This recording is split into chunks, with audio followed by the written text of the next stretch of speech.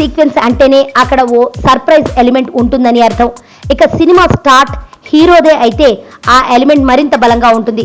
అక్కడి దాకా సాగిన సినిమా ఒక ఎత్తు, ఆ తర్వాత నుంచి సినిమా మరో ఎత్తు. అందుకే దర్శకులు ఇంటర్వెల్ ని ఓ క్లైమాక్స్ రేంజ్ లో తెరకెక్కిస్తుంటారు. మంచి సర్ప్రైజింగ్ ఎలిమెంట్ ని అక్కడ ప్లాన్ చేస్తుంటారు.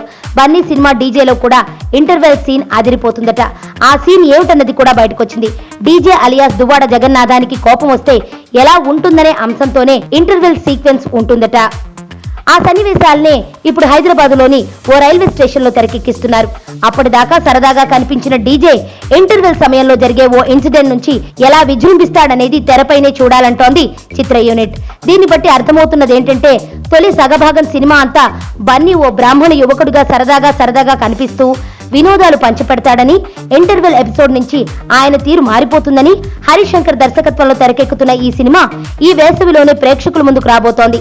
ఇందులో బన్నీ సరసన పూజా హెగ్డే నటిస్తోంది.